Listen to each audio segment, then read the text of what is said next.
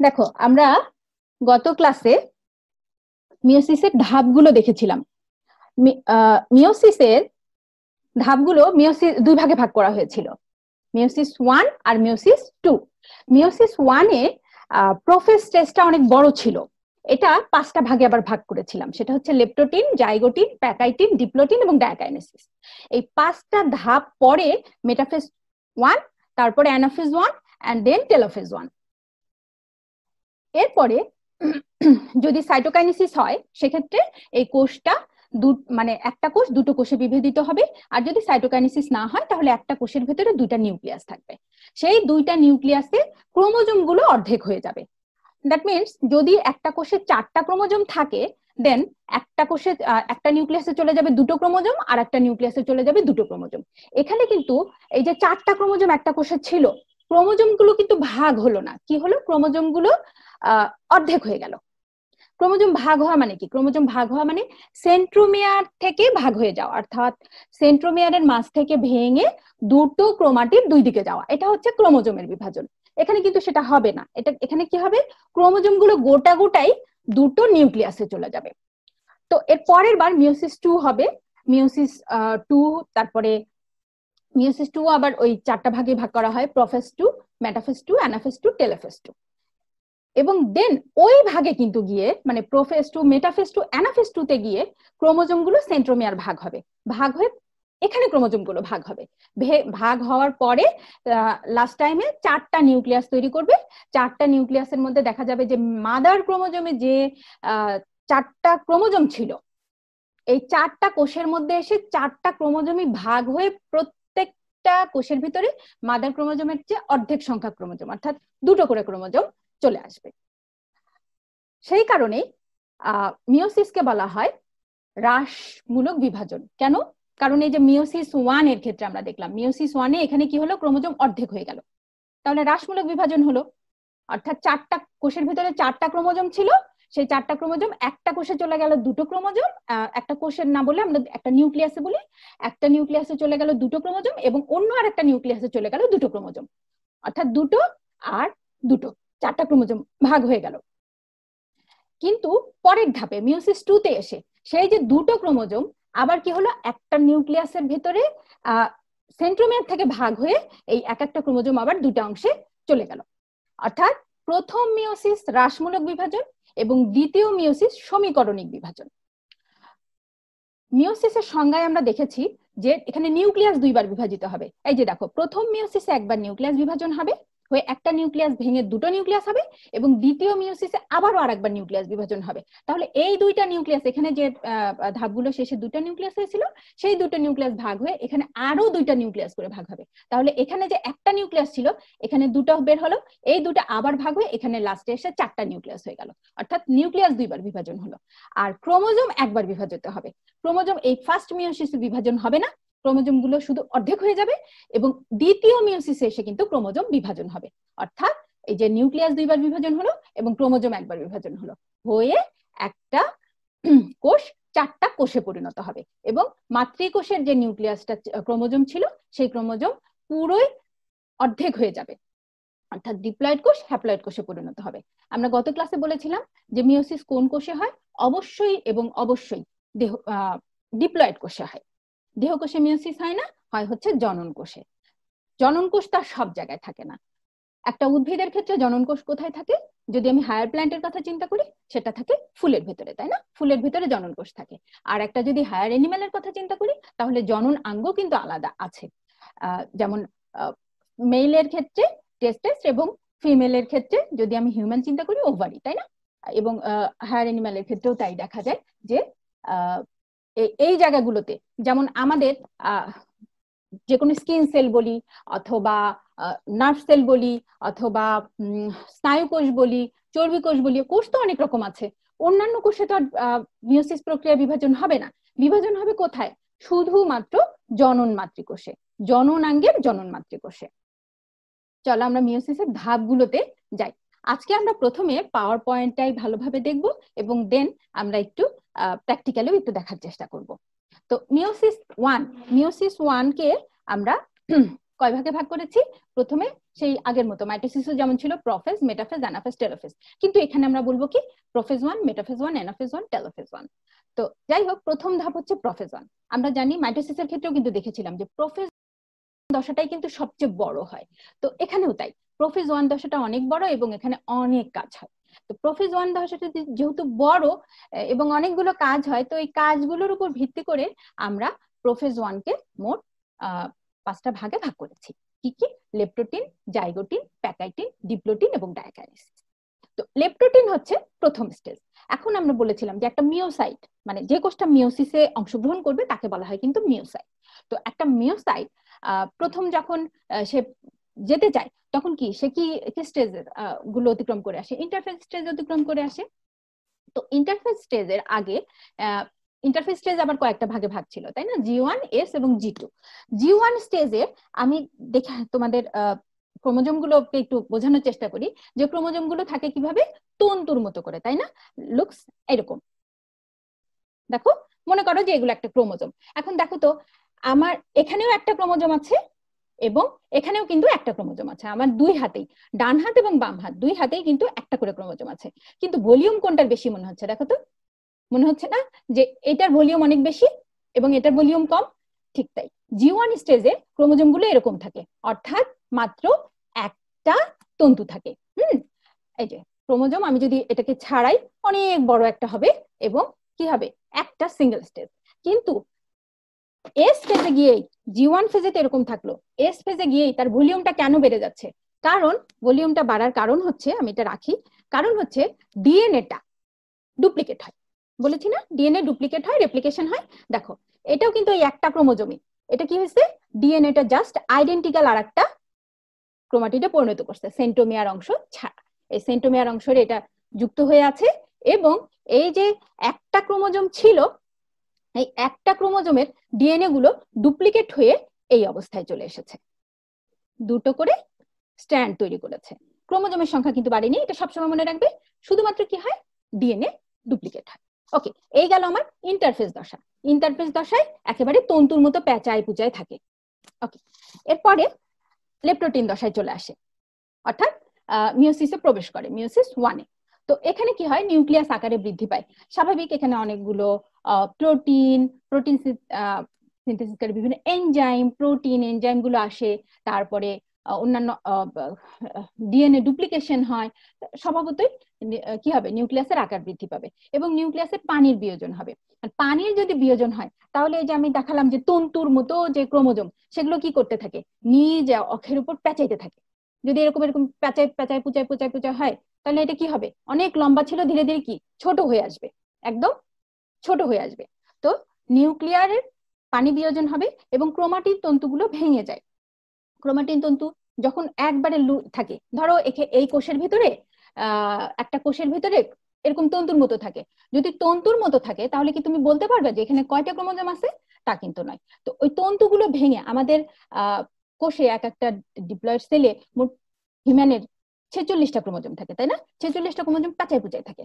ঠিক যখন পানি বিয়োজন হয়, তখন কিন্তু এই 46টা ক্রোমোজোম একে অপরের কাছ থেকে আলাদা হতে থাকে। ওইটাকেই বলা হচ্ছে যে যখনই পানি বিয়োজন হয়, তখন ক্রোমাটিন তন্তুগুলো একে একে আলাদা আলাদা হতে থাকে, একটা একটা করে আলাদা খুলে খুলে আলাদা হয়ে যায়।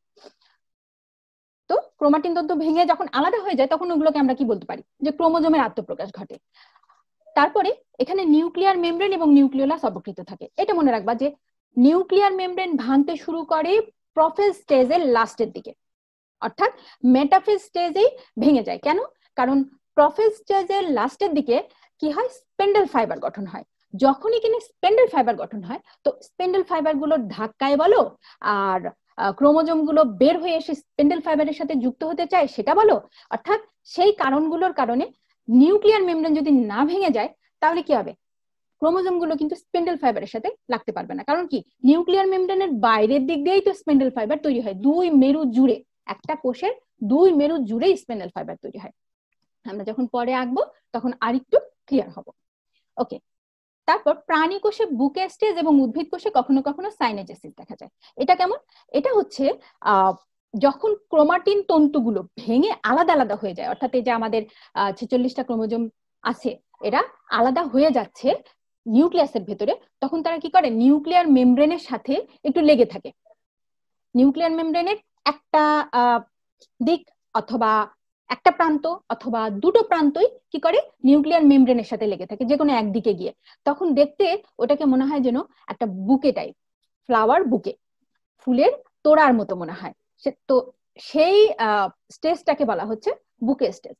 এটা প্রাণী কোষে বেশি দেখা যায়, উদ্ভিদ কোষে সাধারণত খুবই কম দেখা যায়। তো তারপরেও উদ্ভিদ কোষে দেখা গেলে তাকে বলা হয় সাইনেজেসিস, আর প্রাণী কোষে বলা হয় বুকে স্টেজ। আমি আরেকটু এখানে বলি যে এটা তোমরা দেখতে পাচ্ছ, এটা নিউক্লিয়ার মেমব্রেন। হ্যাঁ, এই যে নিউক্লিয়ার মেমব্রেনটা, ঠিক এই ক্রোমোজোম গুলো এই জায়গাটার সাথে লেগে থাকবে, লেগে লেগে এভাবে এভাবে থাকবে। অথবা এই একটা প্রান্তেও লেগে থাকতে পারে, দুটা প্রান্তেও লেগে থাকতে পারে। যদি দুটো প্রান্তে লেগে থাকে তো কি এরকম একটা শেপ তৈরি করবে না? এরকম এরকম একটা শেপ তৈরি করবে। সেটাকে বলা হচ্ছে বুকে স্টেজ বা উদ্ভিদ কোষের ক্ষেত্রে সাইনেজেসিস। আমরা পরের ধাপে যাই। আমরা এই ধাপগুলো আগের ক্লাসেও একটু বলেছিলাম, যে জন্য মানে একেও দেখিয়েছিলাম, তাই না? আমি আশা করি যে তোমরা বুঝতে পারছো।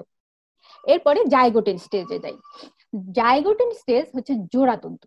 লেপ্টোটিন স্টেজ ছিল কি চিকন সুতা, অর্থাৎ ওই যে বললাম নিউক্লিয়াসের ভেতরে ক্রোমোজোম গুলো আলাদা আলাদা হয়ে যাচ্ছে, একটা চিকন চিকন সুতা তৈরি করছে। সেজন্য লেপ্টোটিন হচ্ছে চিকন সুতা এবং ক্রোমাটিন হচ্ছে মানে জাইগোটিন হচ্ছে জোড়া তন্তু। এখানে কি হবে, হোমোলোগাস ক্রোমোজোম গুলো একসাথে হবে।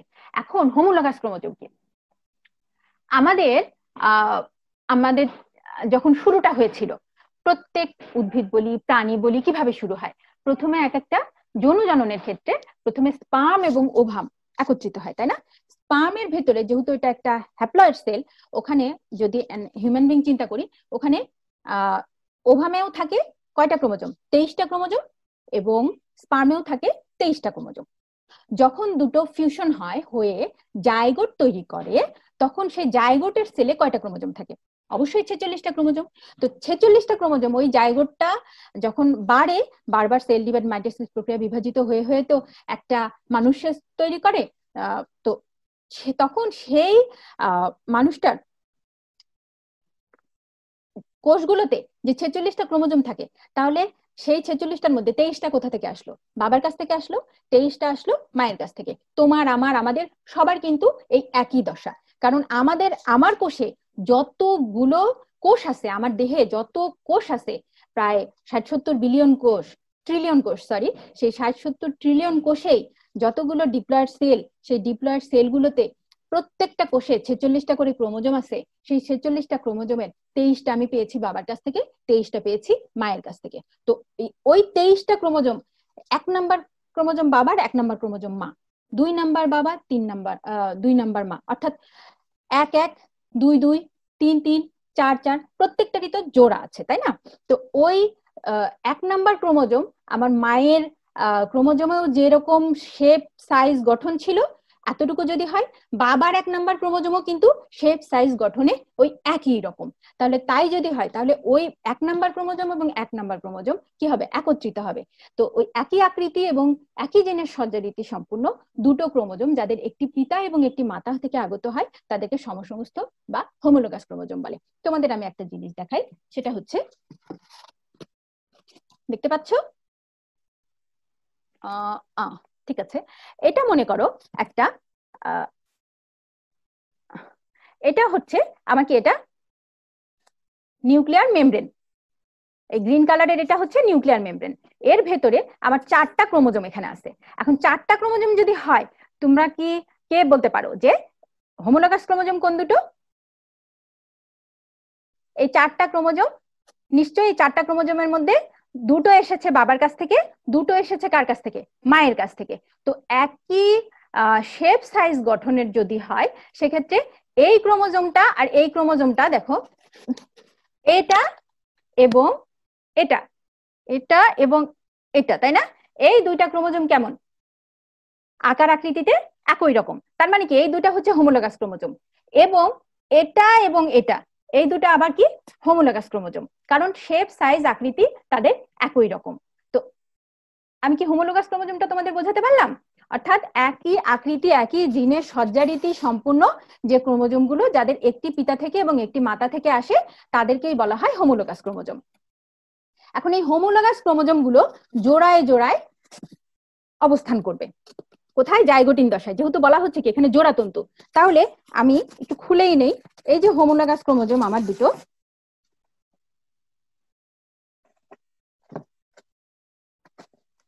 এই যে একটা পিতা থেকে আগত এবং একটা মাতা থেকে আগত, তারা কি করবে? এই যে এসে এসে জোড়ায় জোড়ায় অবস্থান করবে, পাশাপাশি এসে জোড়ায় জোড়ায় অবস্থান করবে। এইটাকে বলা হয় হোমোলগাস ক্রোমোজোম। যেহেতু আমরা হোমোলগাস ক্রোমোজোমটা কিন্তু বুঝে গেলাম, হোমোলগাস ক্রোমোজোম কি? একই আকৃতি এবং গঠন সম্পন্ন দুটো ক্রোমোজোম একই কোষে, যারা একটা পিতা থেকে আগত একটা মাতা থেকে আগত, তাদেরকে বলা হয় হোমোলগাস ক্রোমোজোম। আর এই জাইগোটিন দশায় হোমোলগাস ক্রোমোজোম গুলো পাশাপাশি এসে অবস্থান করবে। লুক, এই যে পাশাপাশি এসে অবস্থান করবে। এই যে পাশাপাশি আসা, এটা তো কোষের মধ্যে নিউক্লিয়াসের মধ্যে ছাড়ানো ছিটানো ছিল, এরা এই যে পাশাপাশি এসে অবস্থান করলো, এই পাশাপাশি আসাটাকে কি বলা হয়? সাইনাপসিস। পদ্ধতিটাকে বলা হয় সাইনাপসিস। লুক, পাশাপাশি আসাটাকে বলা হচ্ছে, হোমোলোগাস ক্রোমোজোম গুলো পাশাপাশি এসে এই জোড় বাঁধার অবস্থানটাকে বলা হচ্ছে সাইনাপসিস। এবং প্রতিটা জোড়কে, এই জোড়টাকে বলা হচ্ছে একটা বাইভ্যালেন্ট এবং এটা হচ্ছে আরেকটা বাইভ্যালেন্ট। ঠিক আছে?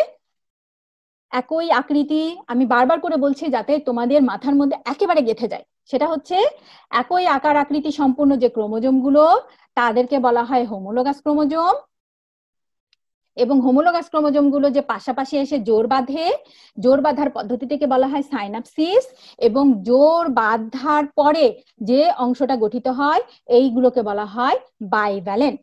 এবং তারা কেন কাছাকাছি এসে থাকবে? তারা তো সরেও যেতে পারে, তাই না? এই কাছাকাছি আসলো, সবসময় কাছাকাছি এসে থাকবে? তারা তো মনে করতে পারে সরে যাই, কিন্তু তারা সরে যায় না। কেন সরে যায় না? কারণ এই ক্রোমোজোম, হোমোলোগাস ক্রোমোজোম গুলোর মধ্যে একটা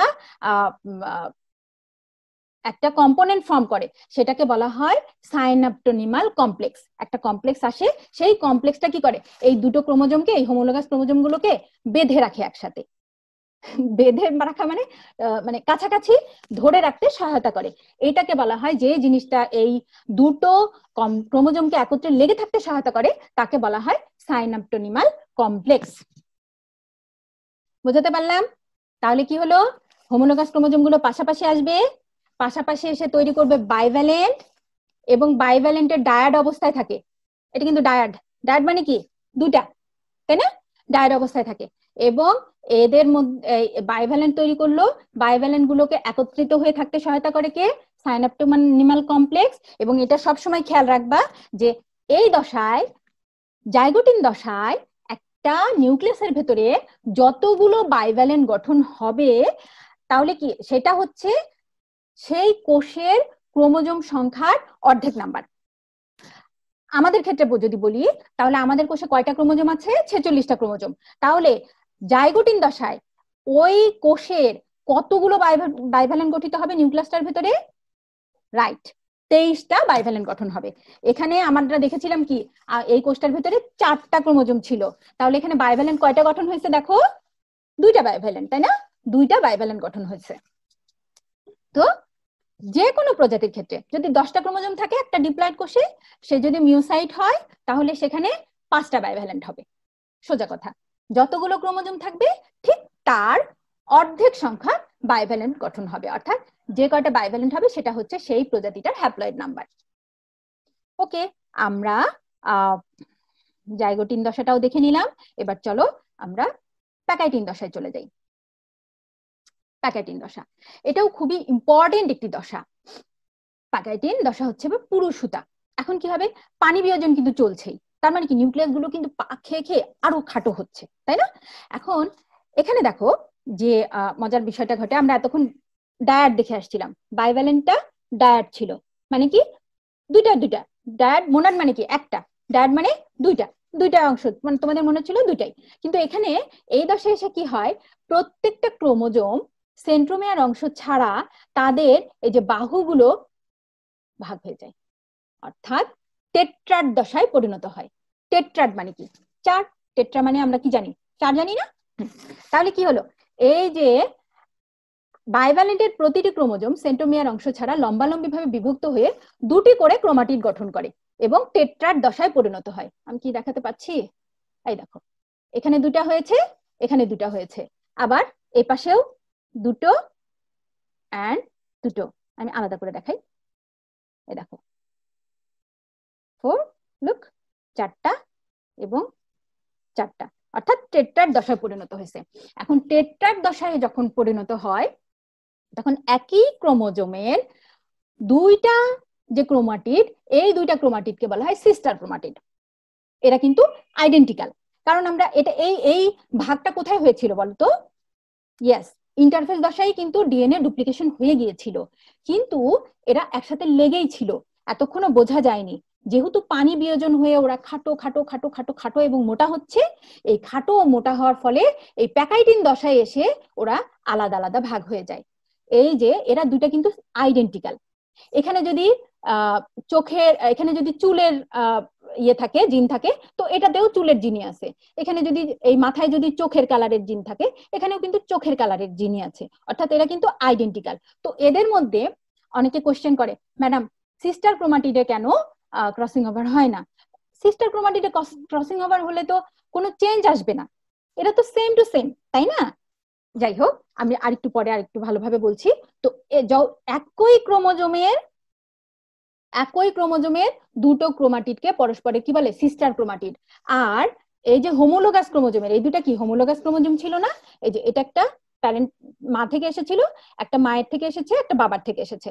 তো মায়ের ক্রোমোজোম এবং বাবার ক্রোমোজোম, তো এই হোমোলোগাস ক্রোমোজোমের এইটা আর এটা, এই দুটো এই দুটো কিন্তু নন সিস্টার ক্রোমাটিড। সরি, এটা এবং এটা, এই দুটো কিন্তু পরস্পরের কি নন সিস্টার ক্রোমাটিড। বাট এরা দুইটা সিস্টার ক্রোমাটিড এবং এরাও দুটো সিস্টার ক্রোমাটিড। এটা দুটো সিস্টার ক্রোমাটিড, এটা দুটো সিস্টার ক্রোমাটিড। বাট এইটা আর এটা, এরা হচ্ছে নন সিস্টার ক্রোমাটিড। যখন ক্রসিং ওভার হবে অবশ্যই এদের দুইজনের মধ্যে ক্রসিং ওভার হবে, এর সাথে এর হতে পারে, এর সাথে এর হতে পারে, এবার নিচের দুটোর সাথেও যে কোনো একটার সাথে একটার হতে পারে, কিন্তু কখনোই সিস্টার ক্রোমাটিডের মধ্যে অংশের বিনিময় হবে না। ওকে, আমরা সিস্টার ক্রোমাটিড এবং নন সিস্টার ক্রোমাটিডও ভালো মতোই আশা করি বুঝে গেলাম। প্রথমে টেট্রাড গঠন হলো বাইভ্যালেন্ট গুলো, এবং এরপরে একই ক্রোমোজোমের ক্রোমাটিডকে সিস্টার ক্রোমাটিড, এবং ভিন্ন ক্রোমোজোমের, অবশ্যই মনে রাখবা হোমোলোগাস ক্রোমোজোমে কিন্তু এটার সাথে কখনোই কিন্তু এটাকে আলাদা মানে মিশাতে যেও না। অবশ্যই হোমোলোগাস ক্রোমোজোমের যে পেয়ার গুলো গঠন হয়েছিল সেই পেয়ারের মধ্যেই অংশের বিনিময় হবে, কখনোই এই পেয়ারের সাথে এই পেয়ারের অংশের বিনিময় হবে না কিন্তু। এক নম্বর ক্রোমোজোমের সাথে কখনোই 2 নম্বর ক্রোমোজোমের অংশের বিনিময়, বা 1 নম্বর বাইভ্যালেন্টের সাথে 2 নম্বর বাইভ্যালেন্টের অংশের বিনিময় হবে না। 1 নম্বর ক্রোমোজোমেরই বাইভ্যালেন্ট গুলোর নন সিস্টার ক্রোমাটিডের মধ্যে অংশের বিনিময় হবে। ওকে, ক্রোমোজোমের কি বললাম, ভিন্ন ক্রোমোজোমের ক্রোমাটিডকে নন সিস্টার ক্রোমাটিড বলে। বাইভ্যালেন্টের নন সিস্টার ক্রোমাটিডের এক বা একাধিক স্থানে এক্স আকৃতির বা ক্রস আকৃতির কাইজমা সৃষ্টি হবে। কাইজমা অংশে ক্রসিং ওভার ঘটে ঠিক আছে। এই যে দেখো, প্যাকাইটিন স্টেজে কি হয়েছে, প্যাকাইটিন না, এর আগে কি ছিল, জাইগোটিন স্টেজে। জাইগোটিন স্টেজে বাইভ্যালেন্ট গঠন হয়েছিল, তাই না? বাইভ্যালেন্ট গঠন হয় যখন, তখন কি দুটা ক্রোমোজোম পাশাপাশি আসে। কখনো কখনো এরকমও দেখা যেতে পারে, এই যে যদি এভাবে থাকে পাশাপাশি আসছে, সেখানেও তো কি হয়ে যেতে পারে, ক্রসিং ওভার হয়ে যেতে পারে, কিন্তু হয় না কেন? দেখো অ্যাঙ্গেলটা দেখো, যখন এভাবে দেখছি মনে হচ্ছে কি কাইজমা তৈরি হয়ে আছে, তাই না? কিন্তু যখন আমি এভাবে দেখছি এদের মধ্যে কিন্তু কি আছে, ফাঁকা আছে। ক্রসিং ওভার হতে হলে কি হতে হবে, লেগে যেতে হবে, লেগে গিয়ে তারপরে তাদের কেটে যাবে, চেঞ্জ হবে, রিইউনিয়ন হবে, অর্থাৎ ব্রেকেজ হবে, ভাঙবে, সুইপিং হবে, একে অপরের পাশে যাবে, যেখান থেকে ভাঙলো উল্টা দিকে যাবে, এবং রিইউনিয়ন হবে, জোড়া লাগবে, তারপরেই না ক্রসিং ওভার হবে। সো যদি এরকম দেখে আমরা, দেখে মনে হচ্ছে কি কাইজমা হয়েছে, ক্রসিং ওভার হয়ে গেছে, তা কিন্তু নয়, কারণ অ্যাঙ্গেলটা দেখলে বোঝা যায় যে হওয়ার মতো অবস্থায় নাই। প্যাকাইটিন দশায় কিন্তু এই জিনিসটা হয়, অর্থাৎ প্যাকাইটিন দশায় কি হয়, লেগে যায়। তো আমরা এখন একটু দেখি কিভাবে কি হয়। দেখো মনে হচ্ছে যে এক্স আকৃতির হয়েছে, তার মানে কি কাইজমা, যেখানে এই এক বা একাধিক স্টেজ, এক বা একাধিক জায়গায় হতে পারে, এই ক্রোমোজোমেরই এক বা একাধিক দুইটা ক্রোমাটিড আছে, তো এক জায়গায় এখানে আমরা দেখাচ্ছি, তাই না? এক জায়গায় দেখাচ্ছি। এখন তো এই ক্রোমোজোমেও কিন্তু হতে পারে, এই ক্রোমোজোমেও আরেক জায়গায় হতে পারে, তাহলে কি দুটো জায়গায় হচ্ছে, ভুলে যাচ্ছে, সরি। এটাকে আমি তোমাদের জন্য দেখি আলাদা করে ভিডিও তৈরি করতে পারি কিনা শুধুমাত্র মিওসিসের স্টেজ গুলোর। আচ্ছা, এখানে কি আমরা দুই জায়গায় দেখাচ্ছি, সি। এখন নিচেও কিন্তু হতে পারে এই নন সিস্টার ক্রোমাটিড গুলোর মধ্যে, এই যে এভাবে এভাবে নন সিস্টার ক্রোমাটিড গুলোর ভেতরে কি হতে পারে, নন সিস্টার ক্রোমাটিড গুলোর ভেতরে ক্রস হতে পারে।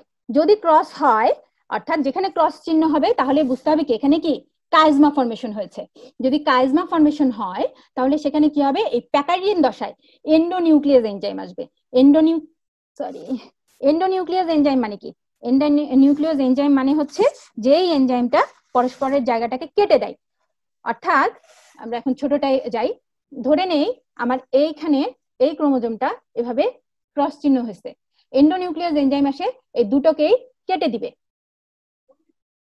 কেটে দেওয়ার পরে আবার লাইগেজ এনজাইম সাথে সাথে চলে আসবে। লাইগেজ এনজাইম সাথে সাথে এসে আবার কি করবে, এই ক্রোমোজোমটাকে এটার সাথে আর এই ক্রোমোজোমটাকে এটার সাথে জোড়া লাগিয়ে দিবে। জোড়া যদি লাগিয়ে দেয়, জোড়া লাগানোর পরেও এরা কিন্তু একসাথে লেগেই থাকবে, অর্থাৎ কাইজমা অংশে এরা কিন্তু লেগেই থাকবে। এই কাইজমা অংশটা কোথায় গিয়ে আলাদা হবে জানো, অ্যানাফেজ 1 এ গিয়ে। অর্থাৎ এই যে ক্রসিং ওভার হলো প্যাকাইটিন দশায়, প্রোফেজ 1 এর প্যাকাইটিন দশায় কি হলো, ক্রসিং ওভার হলো, হওয়ার পরেও কিন্তু এই কাইজমা দশাটা লেগেই থাকবে, এই দুটো আলাদা হবে না।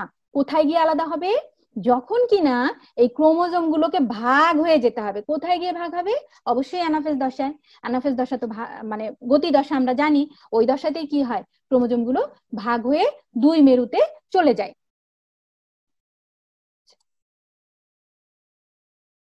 ওকে, দুই মেরুতে চলে যায়, সেখানে গিয়ে ভাগ হয়। ঠিক আছে, তাহলে আমরা প্যাকাইটিন দশাটা বুঝে গেলাম আশা করি। প্যাকাইটিন দশায় কি হলো, বাইভ্যালেন্ট ক্রোমোজোম গুলো লম্বালম্বি ভাবে ভাগ হয়ে টেট্রাডে পরিণত হলো। এক একটা ক্রোমাটিডের কয়টা করে, দুটো করে ক্রোমাটিড তৈরি হয়ে গেল, এবং দুটো হোমোলোগাস ক্রোমোজোমের উপরের দিকে 4টা ক্রোমাটিড, নিচের দিকে 4টা ক্রোমাটিড তৈরি হলো। আর এই যে 4টা ক্রোমাটিড তৈরি হচ্ছে, এই ক্রোমাটিড গুলো কি হচ্ছে, নন সিস্টার,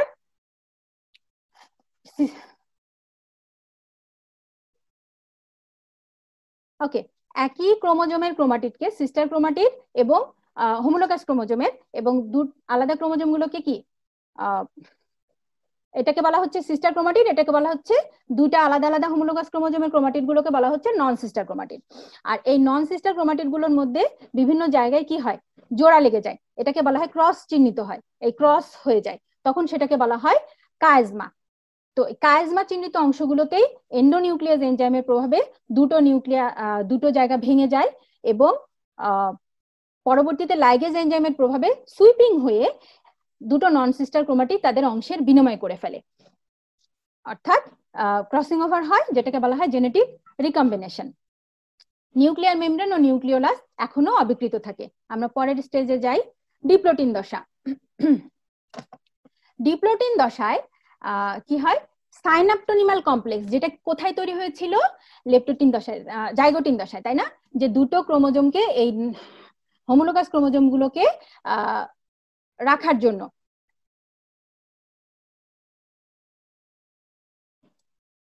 হোমোলোগাস ক্রোমোজোম গুলোকে রাখার জন্য কি হয়েছিল, সাইনাপটোনিমাল কমপ্লেক্স তৈরি হয়েছিল। এই দশায় এসে, ডিপ্লোটিন দশায় এসে সাইনাপটোনিমাল কমপ্লেক্স গুলো দূরীভূত হতে থাকে।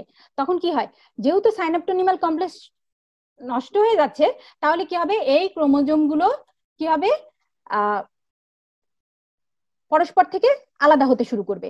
আমি প্রথমেই বলেছিলাম, জাইগোটিন দশায় কি বলেছিলাম, যে সাইনাপটোনিমাল কমপ্লেক্স আসার ফলে এই ক্রোমোজোম দুটো, হোমোলোগাস ক্রোমোজোম গুলো পাশাপাশি একত্রে জোড় বেঁধে থাকে। যেহেতু সাইনাপটোনিমাল কমপ্লেক্স চলে যাচ্ছে, সেক্ষেত্রে কি হবে, এই ক্রোমোজোম গুলো পাশ থেকে সরতে শুরু করবে। যদি সরতে শুরু করে, আমাদের এই কাইজমা অংশ কিন্তু ভাগ হবে না। কোথায় ভাগ হবে, আমি একটু আগে বললাম কিন্তু তোমাদের, কোথায় ভাগ হবে, সেই গিয়ে অ্যানাফেজ দশায়। তাহলে সেই অ্যানাফেজ দশা পর্যন্ত কি করতে হবে, এই জায়গাটা একই রকম থাকবে, শুধুমাত্র এই হোমোলোগাস ক্রোমোজোম গুলো, সেন্ট্রোমিয়ার অংশ সহ অন্যান্য অংশগুলো আলাদা হতে শুরু করবে, যেহেতু সাইনাপটোনিমাল কমপ্লেক্স চলে গিয়েছে। এই দশার শেষের দিক থেকে নিউক্লিয় পর্দা, এই যে নিউক্লিয় পর্দাটা, এটা বিলুপ্ত হতে শুরু করবে বা ভাঙতে শুরু করবে। এরপরই আসি ডায়াকাইনেসিসে। অর্থাৎ প্রোফেজের লাস্ট স্টেজ এটা, তাই না? এই প্রোফেজের এই লাস্ট স্টেজটা শেষ হয়ে গেলেই আমরা মেটাফেজে প্রবেশ করব। ওকে, ডায়াকাইনেসিস দশায় কি হবে? এটাকে বলা হয় বিপরীত দিকে সন্নিবেশন। ওই তো ডিপ্লোটিন দশায় যা শুরু হয়, ডায়াকাইনেসিস দশায় সেটা আরেকটু বিবর্ধিত হয়। কি হয়? নিউক্লিয়ার মেমব্রেনটা ভাগ হতে শুরু করে, এই দেখো ভাগ হয়ে যেতে শুরু করছে, নিউক্লিয়ার মেমব্রেন বিলুপ্ত হতে শুরু করবে। অব্যাহত বিকর্ষণের ফলে এই যে খালি যেহেতু সাইনাপটোনিমাল কমপ্লেক্স নাই, এরা দূরে সরে যেতে শুরু করবে, হোমোলোগাস ক্রোমোজোম গুলো আর কাছাকাছি থাকতে চাইবে না, দূরে সরে যেতে শুরু করবে। এই যে দূরে সরে যেতে শুরু করবে, শুরু করার ফলে কায়াজমা অংশগুলো আরো বেশি স্পষ্ট হবে, এখানে লেগে থাকবে, এরা একত্রে ভাগ তো হতে পারছে না। সুতরাং এটা যদি সরে যেতে শুরু করে, এই ক্রস চিহ্নিত জায়গাগুলো আরো বেশি ভালো করে বোঝা যাবে, অর্থাৎ কায়াজমা অংশগুলো আরো ক্লিয়ার হবে।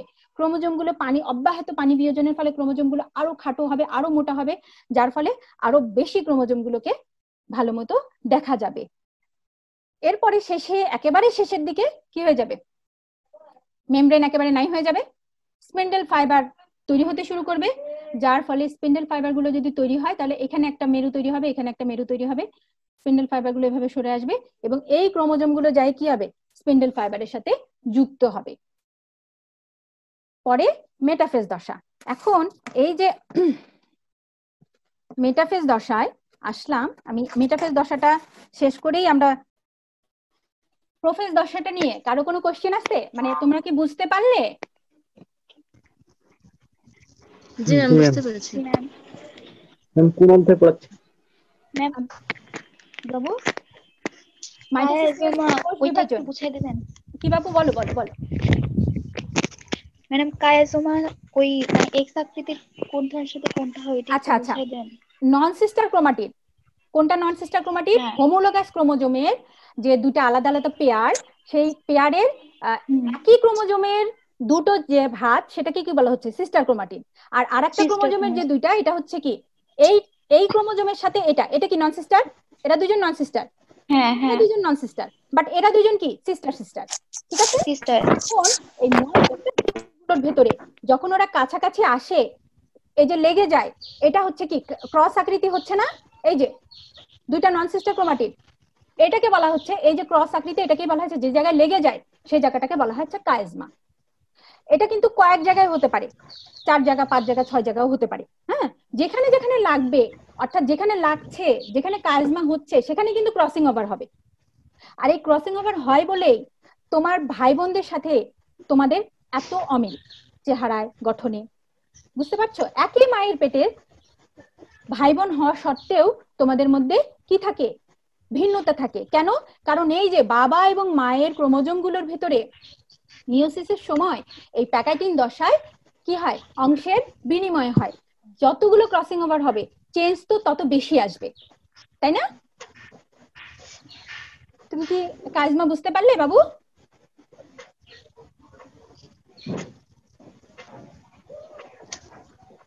আর কারো কোনো কোশ্চেন? আর কিন্তু সময় বেশি নাই, আমাকে টাইম দেখাচ্ছে আর 3 মিনিট 5 সেকেন্ড মতো আছে। ম্যাম কোন অধ্যায় পড়াচ্ছেন? কোন অধ্যায়? এটা দ্বিতীয় অধ্যায়। Okay ma'am. কোষ বিভাজন। জি জি ম্যাম, বুঝতে পারছি কায়াজমা। ওকে ওকে, আর কোনো কোশ্চেন? এখানে কিন্তু ইম্পর্টেন্ট হচ্ছে tetrad, bivalent, homologous chromosome, crossing over, synaptonemal complex, synapsis, এই টার্মগুলো কিন্তু খুব ইম্পর্টেন্ট। টার্মগুলো বুঝে পড়বা, ইনশাআল্লাহ কোনো প্রবলেম হবে না। তাহলে আগামীকালের পড়া, মানে আগামী ক্লাসের পড়া এইটুকুই? হ্যাঁ, আগামী ক্লাসে মানে তোমরা মিওসিসের প্রোফেজ দশাটা একটু ভালোভাবে দেখবে, একটু পড়বে। আমি প্রোফেজ 1 তো হলো, আমি মেটাফেজ 1 থেকে আবার শুরু করবো ইনশাআল্লাহ, মেটাফেজ 1 থেকে। জি ম্যাম।